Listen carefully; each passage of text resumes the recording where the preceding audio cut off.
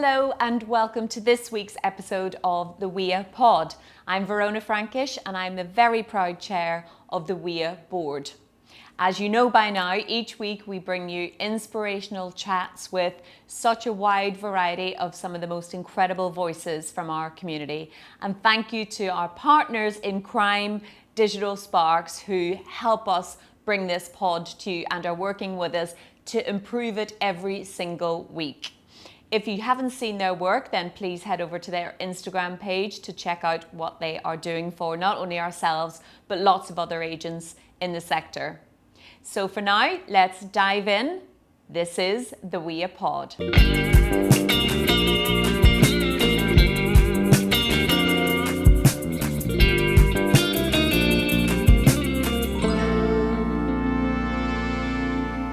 So for this week's episode of the WiEA Pod, we have something a little bit different. We have an estate agency lifer, someone who's spent their entire career in the sector, but has used that now as a base to diversify into a number of different things within the estate agency sector. The first thing that they've diversified into is really helping other agents to be successful, particularly in the digital media space. Another area that they have focused their time on is giving back to the sector, both through their charity work and also by creating the Boys Club, which is a safe space for men in the sector. It will also come as no surprise to you that I think we all know that they have 3 daughters, because the presence that their gorgeous 3 girls make on the grid and their stories. So I think you've probably worked out by now that today's guest on the WiEA Pod is our pod partner, estate agent and owner of Digital Sparks, Ben Madden. Welcome. Thank you for having me. You're very welcome. And before we start, I think it's only fair that we give you a public thank you to you and your team for, as you know, this is a real labour of love for the committee and also for the community, and your generosity in supporting us, but also your patience in helping us to improve the pod on a weekly basis from our very first episode till today, and we will continue to try and make it better. So we're genuinely grateful. So thank you. You are very welcome. I know the boys love having you in the studio. I'm not sure that's true. Love it. Okay, so I wanted to start somewhere a little bit different today, Ben. I mentioned your daughters, and they are stunning girls. But more importantly than that, it's very evident to anybody who knows you as a person. I don't know you very well. I'm getting to know you better. But what I do know is that being a present and committed dad is a hugely important part of your life. And I'd like to understand a little bit more about what experiences in your past and in your background shaped that desire to be such a present and committed dad. Okay, let's start with an easy one. Okay. I'm not sure exactly what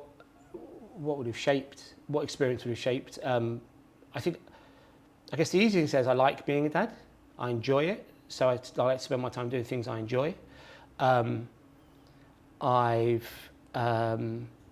It's interesting you say you're a very present and committed dad. I spoke to someone recently and said that I'm finding it much harder to be a dad at the moment. And what I mean by that is when you've got one child, it feels like it's hard work. Then you have a second, it feels like more hard work. Then you have a third, it's even more hard work. But the division of your time actually becomes a real issue. So my children are 3, 5 and 9. And so the 9-year-old and the 3-year-old want to do very different things. The 5-year-old can float between the two. And so finding time to be present with them and have fun with them and do things they want to do, I found is a real challenge actually. And we're all busy, we're all working, and we've all got social media. We never ever turn off. And so sorry, I'm not really answering your question. Why do I like to spend time with them? I enjoy spending time with them. I had and have a great relationship with my parents, but growing up, my dad wasn't around a great deal. He was just like a lot of, I think, men his age from his generation, the vast majority of their time was spent at work. Yeah, absolutely. That's not unusual in that generation. Yeah, I don't think so. And if he wasn't at work, he also comes from the generation where on a Friday night, absolutely go to the pub after work, and also Sunday afternoon, always at the pub. And so I spent time with him, but not anything like what my girls do with me. But I also think culturally we've changed quite a lot, and the expectation is different now. Parents are expected to, both parents will be around more. That classic that you see lots of agents say, I get to do the school run, and I always think, what do you mean you get to do the school run? It's the worst thing you could possibly want to do. But yeah, so I think expectations have changed, and I'm just, I guess I'm moving with the times. Good. And, I get asked a lot as a woman in a estate agency and as a leader, how do you manage the juggle? So I'm going to ask you, because you have to juggle as a parent, as a business owner, as a leader. How do you manage to achieve the juggle? Because it's actually not balanced. I don't think it is balanced. Or maybe you tell me differently. How do you manage to achieve performing at your best in each of the roles in any given day, week or month? Yeah, I mean, I guess I would say badly, actually, if I'm really, really honest. James Clear, Atomic Habits, talks about focus. And if you want to be really, really good at stuff, stop doing everything else. And so I think 15 years ago, I was probably really, really good at estate agency because that was the thing I had in my life. And now I've got 3 daughters. And so I agree, it's not balance, it's probably blend. And finding a way to do it all at a level that keeps everyone happy, which I appreciate is not a way to live your life, but when it comes to children, it is. And so I think I like to be busy. I'm one of those people. I don't want to sit down. I don't benefit from rest. I benefit more from being busy and being active. And so sometimes you maybe look at my diary and you think that's insane. Why would you do that? And I think that's just normal. That's good. That's fun. You thrive on it. Yeah. So I'm lucky in that respect that I don't get home and find that I'm tired, or it won't get to the weekend. So the weekend, everyone who's got kids knows this, that on a school day, you've got to wake them up on the weekend. They're up at the crack of dawn. Between 5:30 and 6 on a Saturday and Sunday, the 5-year-old is up. But I've got no complaints about that because I'm an early riser, and it means we have an hour to ourselves. We're on the sofa, we'll watch something silly, normally a Disney movie. And I had the same thing when the 9-year-old was 5, but she's now 9, and so she's basically a teenager. Yeah. So yeah, it's just, I'd say I don't think I'm doing a great job. I'm just doing a job, being everywhere, being as present as I can be. One of my rules that I used to stick to was not having the phone with me when I was around the girls. And I slipped back in, actually. I noticed that recently. I've slipped back into letting the phone be in the room, and I get pulled into it. And so about a month ago, I made the decision that when I get home, I'm just going to park the phone and just not look at it. I think that makes a big difference, actually, just being more present. And the principle is a good one, but sticking to it is much more challenging. Yeah. Exactly. Especially if you've got something significant happening, you're waiting for a... But I try, yeah, so that being said, I'm not a doctor, I'm not saving anyone's life. There's very little reason that anyone would need to contact me. If it's a genuine emergency, 999 is probably better than me. Yeah. But if it's, I don't know, if it's a family emergency, then yeah, I need to be available. I think there's phases in all of our lives, though, where it all just feels like you're surviving through a blur of activities and operation, whether that's work, kids, school. And I think when you have young kids, you just kind of have to accept this is probably not, in lots of ways, the best quality times, but in other ways is actually the best times because of the innocence and because of the things that actually really matter on a day-to-day basis. And to your point, we're not saving lives, we're just selling property. Yeah. So, I think if we all expect less from ourselves during that period of time, then we'll all be a bit happier. Whereas you can't always be high performing at everything all of the time. Yeah, I was at a Property Academy meeting a couple of weeks ago, and for anyone who doesn't know, at Property Academy, you'll talk through what you've got going on in life at the moment and what your current challenges are. And one of my challenges is that actually I am very busy, but I frame it as an opportunity more than a challenge. Because I'm busy right now in this moment. And so what I describe it as, and again, this is somebody else's words, but it's just a season, isn't it? It's the season I'm in right now where everything's 100 miles an hour. And in 20 years, I'll look back and say how lucky I was to be in that season, to have so much going on, for it to be fun. So there's just no room for moaning about it. Just, just get on with it and enjoy it and live it. And just do the best that you can. Not that that's ever good enough for me, but do the best that you can. And I think for the most part, most people are just doing their best and just getting through the day in some cases. And you have wins, and some days it doesn't go quite as well, but that's okay too. Mm-hmm. Yeah. So now that we've got the easy stuff out of the way, let's move on to estate agency, because as I mentioned, you've spent all of your career in estate agency. You've created, sold your own business. You now operate under Fine & Country brand. Tell me why you chose to dedicate your career to estate agency. Spoiler alert, it wasn't a lifelong ambition. Like many Shock of us, me. I think you just sort of fall into, this is really one of those careers you really fall into, and I know so many people will say the same. I started out, my first proper job was, I went into hospitality. I ended up managing a really big bar, and sort of it was, you might remember Yates's. Yes, of course. Yeah. I worked at a 700 capacity Yates's, ended up managing that by the age of 21, which is quite significant, but it's just loads of fun, loads and loads of fun. But there was some selling involved in hospitality that, a corporate will always have you doing the upselling and, 3 for 2 on this, whatever it was. Really small things, but I just got a bit of a taste for selling, really, really small taste for it. And, there's a social element and there's a work ethic element. Yeah, of course. In the hospitality, we've got the term AFD, which means you work all day. Yeah. Mm-hmm. And so bringing, I guess lots of those skills just translate into a estate agency. And I've had a bit of a punt. I fancied it. I saw a job advert, the business I was working for was rebranding. I didn't want to stay on. And I just fell into it. Actually, I didn't like it the first year. I worked for a business that was well known, less well known in London now. They had 13 branches around London, and it was privately owned, but had a corporate feel to it. Mm-hmm. And the first 6 months were a disaster. I worked in sales. It just wasn't happening. It just didn't work for me. I wasn't very good at it. It transpires that the manager that I was working for at the time was setting up his own business in the background, and so there was no training, there was no coaching, just go crack on, which I think is, if you go back a few years, that's what agency used to be like. I transferred over to lettings in the same business, and that went better.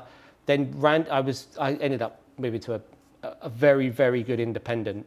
I was headhunted off the back of collecting keys one day. What a ridiculous thing!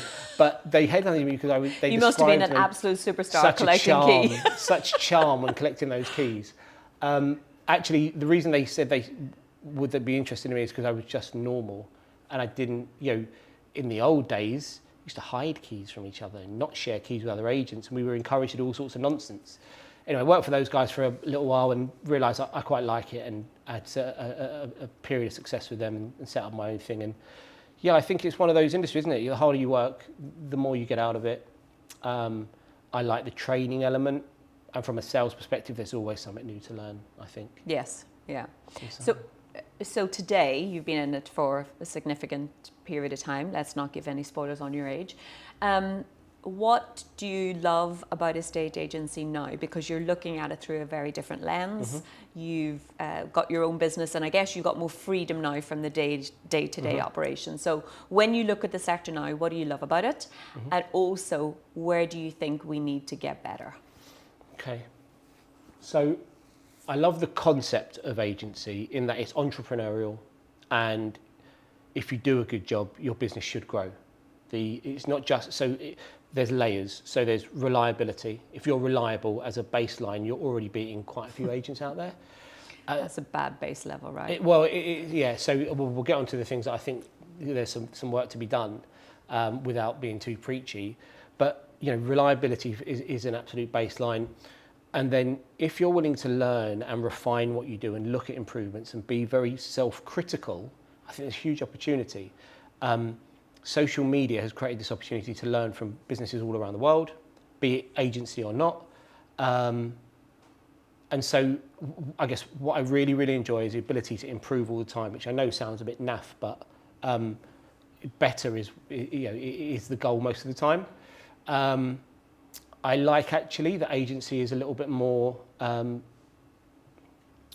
I want to say collaborative, but really what I mean is people get on better. Because we're not necessarily collaborating, but I've got friends in agency. Yeah. You know, if I go back 5 years, I hated being in an awards ceremony because of all the other agents.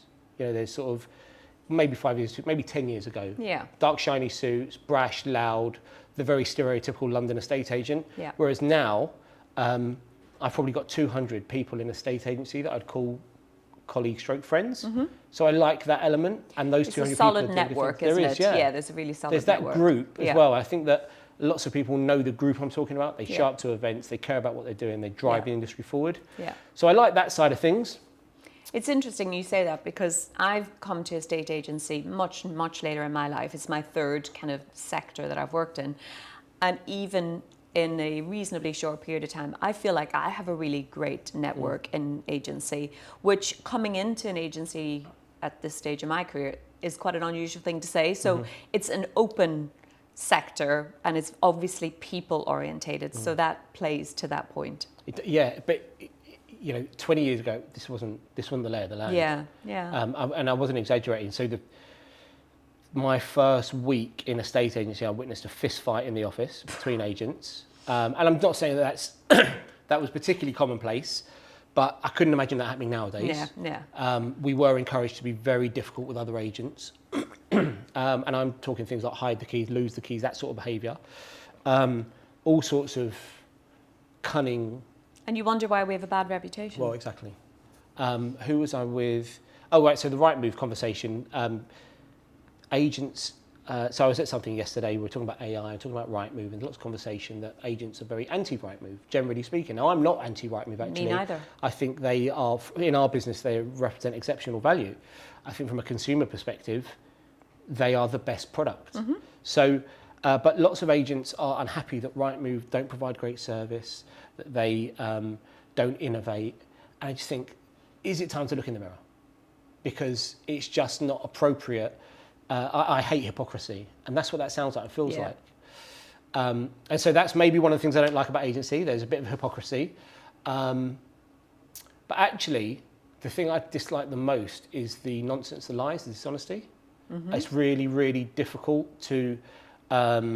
Specifically, what do you mean in that regard? How we... and I'm not talking about agency in general now. I'll only talk about my little world, because I don't know the rest of the country. In my little world, we sit in West London, hyper competitive marketplace, surrounded by corporates, and then a sprinkling of good independents. I can tell you how competitive it is.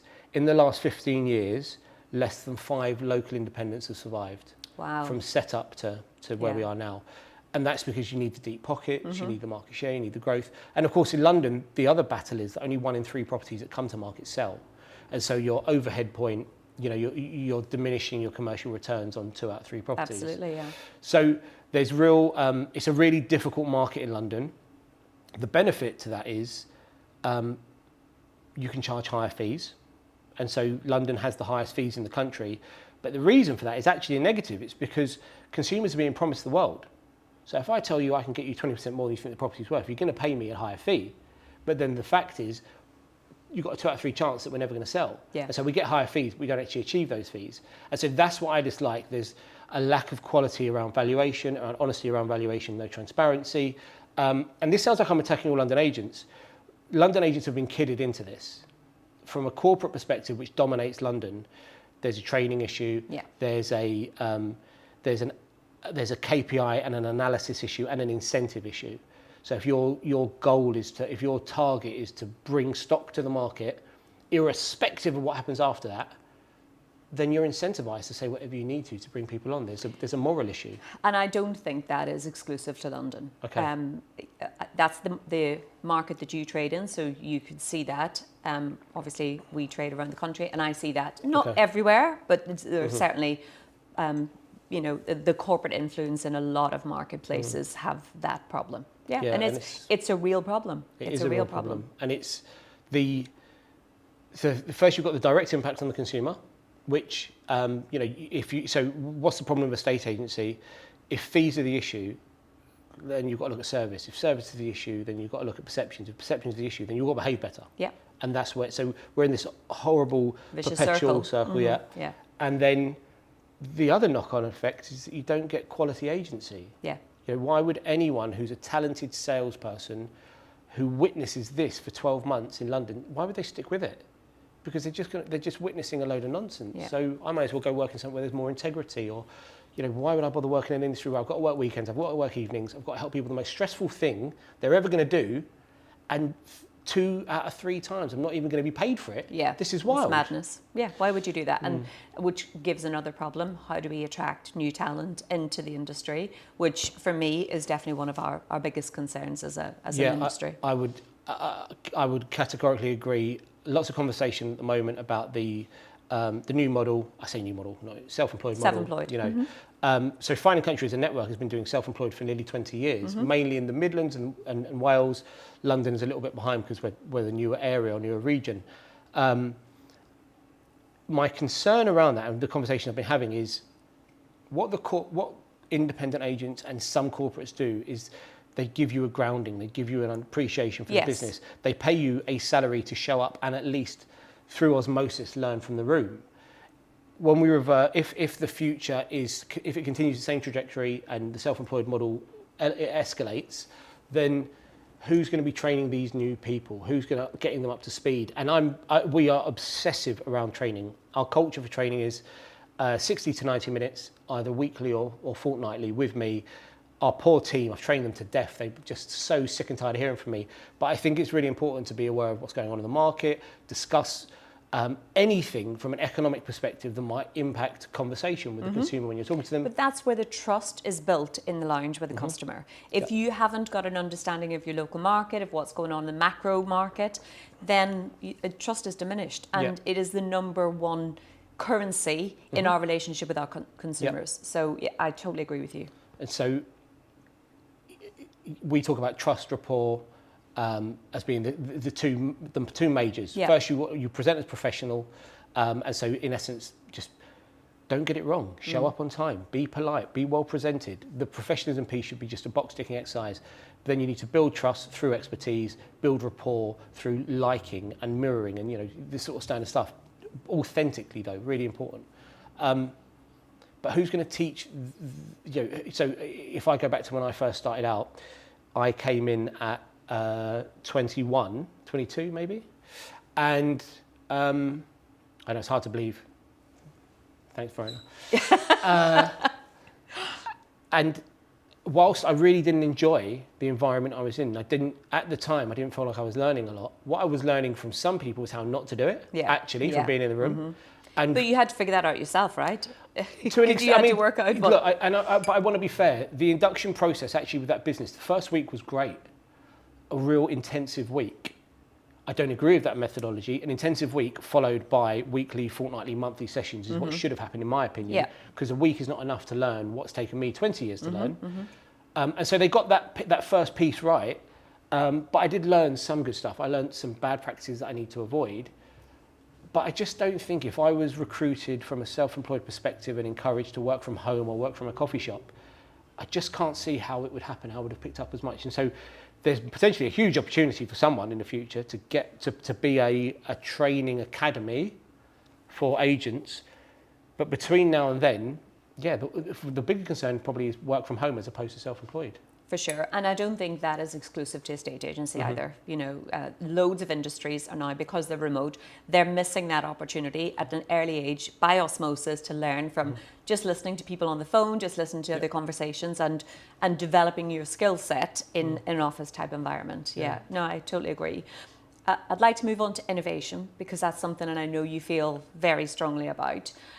So you set up Digital Sparks 6 months ago, a bit longer than that. So tell us a little bit about your rationale, what inspired you to do that, and what you're aiming to achieve with Digital Sparks. Okay, so we've always had an eye on innovation, I think is the way to say it from an estate agency perspective. We've been heavily into video for years.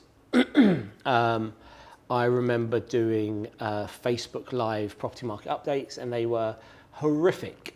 I found a video the other day, I say the other day, a little while ago, and it was a 2-minute market update that I did, and in it I was wearing a brown cardigan, and a blue shirt and a tie, and it was. And I know right now, because someone in the studio also knows why I was wearing that, is because we'd watched a movie recently, and that was a cool look, and that looked awful, absolutely diabolical. I looked, and apart from looking bad, it was also 2 minutes of dull commentary on the market.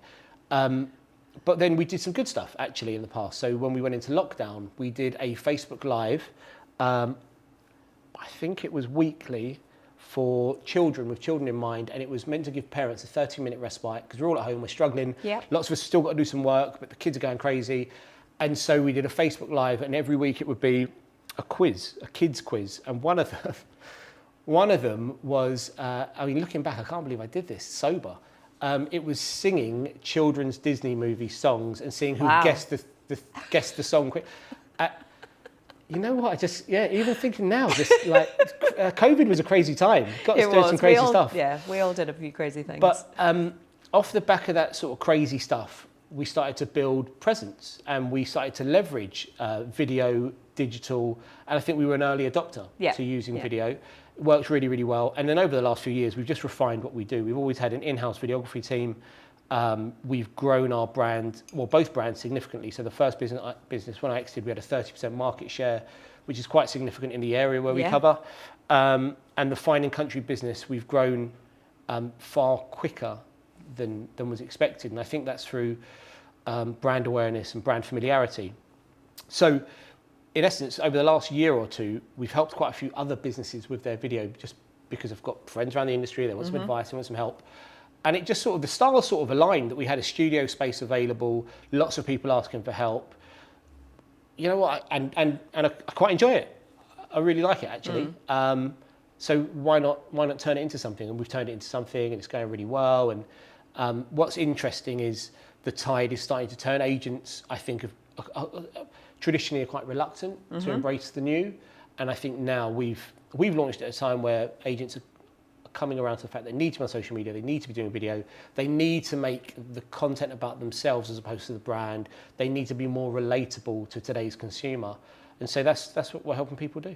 Excellent. Well, I mean, from the early signs, it looks like it's going really well, which is amazing.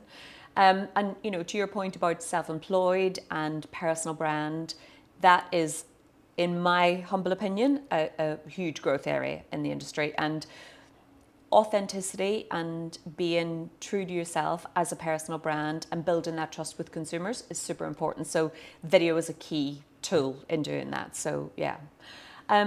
Another topic that you are incredibly vocal about as well is mental health, and particularly in relation to men. And you hosted a panel at the Women in Estate Agency Conference this year, which had fantastic feedback, a little bit of polarizing feedback from some quarters, but we expected that. But for the most part, it was really, really positive. And I know you care a lot about that, both in terms of physical fitness and mental health fitness. So talk to me a little bit about what has driven your desire and what inspired you to create the Boys Club and why you're such a positive advocate for it. Yeah, I figured this would come up. And so I started to sort of piece together why. And I'm not 100% sure. So when my mum's dad died, she had, I wouldn't describe it as a breakdown, but she experienced a really tough time. And that became a mental health issue for her to an extent.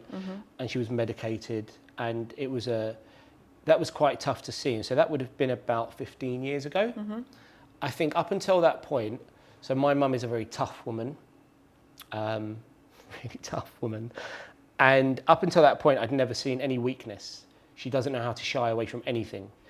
And this, and so that sounds like a horrible term to use, weakness, but in the normal, it's the first time I've ever seen her emotional to the point where she needed, I guess, help. And how did you respond to that? How did you feel when you saw your mum like that? I think it sort of took the wind out of me a little bit, because both my parents come from very tough upbringings. And so my sister and I were raised in a household that if you're injured, you don't tell people. Or if you have a problem, you deal with it. And what I'm saying by that, I don't mean I couldn't approach my parents or talk to my parents about an issue, although I would never talk to my dad about an issue, anything, ever. He's old school. But mum was always available. But so I'd never seen either of my parents show any any remote signs of trouble, weakness, problems. So I started to think over the last few weeks, maybe that's something to do with it. We also had an issue where someone in the old business had a mental breakdown. So they'd worked for us for a couple of years. They were promoted to a new position, and in a really short space of time, they had a few things going on in their life that we weren't aware of. They were smoking stuff they shouldn't be smoking. They went into this new role, and this person that worked for us had a breakdown, and he had to be sectioned for a while. And he was only, I would say, I think 19 or 20 years old, very young man. And I felt it was important to play a part in helping him recover, because he'd been in our business. And so maybe there's a bit of guilt. Maybe I should have seen this, or I should have been aware of this, or I should have done more about this. And therein lies some of the challenge with men in particular, is because so many times we hear, why didn't I see that? Why didn't friends, partners, why didn't I see that coming? And it's because men mask probably more than women and better than women. And that is a challenge for sure. Yeah, I completely agree. There's some, I mean, there are horrendous stats out there about men and what they're going through, and very, very often, and to get too dark, but with male suicide, the most common response is, why didn't I see that coming? Yeah. And so with this instance, that was tough. I got very close to his mum and dad during that time to keep in touch with the recovery and what's going on. And he was eventually he was released, and he was heavily medicated. And I kept in contact with his parents and said, we are going to bring him back to life. We are going to work this out. And so my first business was quite hardcore sales. And what I mean by that is not when you might think sort of Wolf of Wall Street cowboys. That's not what I mean. I mean, we had salespeople who wanted to get it done. They wanted to make it happen. And so that alpha character isn't necessarily the most supportive of other people. They want to get their own stuff done. And so this person, when they were ready to gradually come back, we brought them in part-time administrative role and gradually wanted to work them up. I remember saying to the whole team, he's coming back and you guys better work it out. It's our job to get him back on track. And I thought, I can do all the threatening in the world. There's going to be, I don't know, sniggering behind his back, or I'm not sure. I don't know how well this is going to go. And they were amazing. Oh, unreal. And obviously his parents played a huge part, but I believe that team, that business, brought him back to life. Amazing. It's incredible how humans can rally in the face of a crisis, and that's really life affirming, isn't it? It is, yeah. And that I think that was the start of the journey, really, that it's important and people can help each other. Amazing. And this hardcore group of salespeople put their arms around this kid and brought him back. Amazing. Well, under your leadership as well, so well done to all of you. So unfortunately, we've come to the end of our 30 minutes, which always goes far too quickly. So I'm going to wrap with a couple of questions. The first one is, we talk about men's mental health and the importance of giving them a safe space. Why do you believe that the women in the state agency movement is so important to our sector? I guess already talked about, I've got 3 daughters. And I think if the world doesn't, so I wasn't aware, so we've discussed this in the past, that I, like many, have rose-tinted glasses, or had rose-tinted glasses on, because I come from an environment with a wildly, strong mum, and I had female bosses all through my career, and I've always had a really good mix of males and females in the business, and so I've never really seen it, experienced it. But when you look at the data and you hear the stories, and I've got 3 daughters, I think there needs to be this is essential, because if I can't imagine a world where my children, I mean, it's already so much better than it was, but if my little girls have to grow up with some of the stories I've heard, apart from anything else, their dad's going to end up doing time. We can't, we just can't have that going on. We definitely don't want that. No. So I think, it's important that it's better, not just for my girls, but for everyone. Amazing. And the final question is, we're building our fellowship and we're building our guest list. So who would you like to see in that chair in a future episode? Okay, so because we're in the studio and I hear everyone's answers, good names keep getting taken. So I have given it some thought. So I've got two people. The first is two people who I think I would describe as beautiful souls, beautiful people. The first is Ben Sellers. Yes. If I had that question, who would you have at your dinner table? Yeah. He would be on the dinner. Amazing. The stories he will share, if you're able to bring him in, he's just a beautiful human being, cares about people. It's funny you say that. I've only met him a couple of times, and when you get someone's energy and you can just tell they're a good person, he would be somebody I'd put in that camp. So that's a great nomination. And the other one is someone who I think is really similar to him, Mandy Chalmers. Oh yeah, Mandy's one of our champions. She's awesome. I love Mandy. Yeah, so she's great. reasonably new to estate agency. She is, yeah. But another genuine, really caring human being. I think good person. Yeah, I agree. She's great.